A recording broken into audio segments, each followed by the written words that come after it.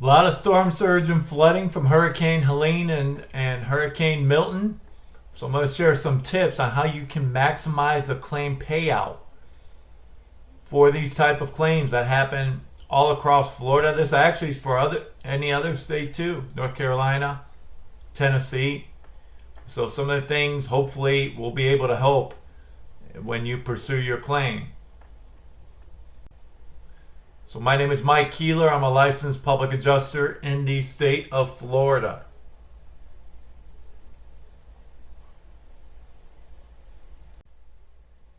So before we get into some of these tips, the most helpful thing you can do, and I'm seeing a very low percentage of this being done, is to hire somebody to represent you.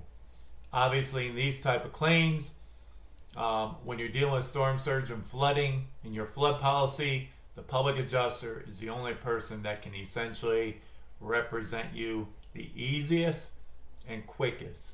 Attorneys will not get involved with this. They usually don't even get involved if you are at a difference with your insurance company to file a lawsuit because it's federal. So my recommendation, and I'm going to cover the reasons why, would be to hire a public adjuster. So many people become reluctant. The stat is only 30% of people have flood insurance. So one of the reasons, and I'm using this board, I usually do a little PowerPoint, but I'm going to be using the board. So a deficiency in the estimates, right? Anything from measurements, things they don't put in there, things that are lower costs. All these different things, you want the public adjuster to preferably be there. They don't have to, because they can discuss the claim and the estimates with the flood adjuster. All right? Is it better? Yes. Is it necessarily? No. Things can still get accomplished because of how crazy times are with this much flooding and with all the storm surge. It's going to be sometimes not even logistically possible for both of them to connect, meaning the public adjuster who represents you and or the flood adjuster.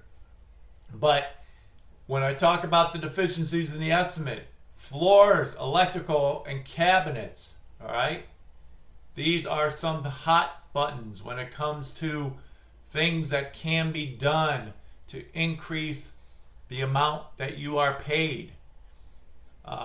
If you can see some of my other videos from Hurricane Ian 2 years ago, I talk about it on some things that can be done that the public adjuster knows what to do and can talk with the flood adjuster on, or by way of appeal through FEMA, which may need to be done. So it's important that the flood adjuster have somebody there, or you have somebody there on your behalf to represent you. The cost in Florida is only 10%, and that's worth way more than having a fight. I could tell you in the majority of my claims, where I represented people in their flood claims, they seem to be all over 30 to 70,000 more than what the initial estimate was going to be if they didn't have me in their corner. So obviously your experience will vary between the experience of the public adjuster that you have. Nonetheless, that's a little bit what I found. So number 3 and number 4, okay? This 50% rule we got to talk about, and the 250,000 policy. That's something we got to talk about. Most of you will have a 250,000 flood policy, and you might be thinking, okay, great, we will capitalize that and get every dollar. No. This 50% rule comes into play. And let me explain how. It goes off of your building value. Okay? Not what your land is. If you can sell your home for $1.4 million, that does not matter. This is your building value right there. Your building value, whatever that is with the county, FEMA has that information. You will not get paid, no matter who is representing you, more than 50% of that number. Now let's do the math. Let's say that you had a home, 300,000 building value, okay? 150 will be the most that anybody can get you paid on, but they're going to go lower than that. It's actually about building value 300,000. The 50% rule comes in 50,000. Expect a little bit less than that, so probably about 135, 140,000. Then you'd be like, okay, well that's great. That doesn't mean, I'm telling you, this isn't a layup. They just don't hand you the check. Okay, here's 50%. You've got to have the damages. You've got to be in a certain flood zone. You've got to make sure that everything's accounted for. So, what did the flood sell you a greater policy than what you need?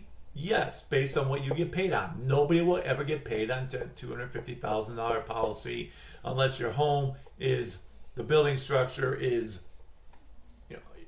$2 million. So that'd be 50%, $1 million, and you have over $250,000 of damages. That rarely happens. Rarely happens. So this is why people sometimes don't understand. I gotta figure out this camera. About the flood policies and the complications from within. Okay? So you want to make sure if somebody represents you, if you're trying to do this yourself. Another tip. You can get an appraisal. If your building value is $200,000 and you think it's worth higher, you can pay $800,000. Get an appraisal. You can then make, if it is there, the value of your building larger, which gives you more room for that 50%. Let's take an example of this appraisal situation. Your building value without an appraisal is $200,000. The most you can get is $100,000. You go through appraisal, they value it at $400,000. So you can get up to $200,000, but remember, it's going to be a little bit less, 40 to 45%, not a true 50% figure. Okay? A couple other things on what you can do to maximize your claim.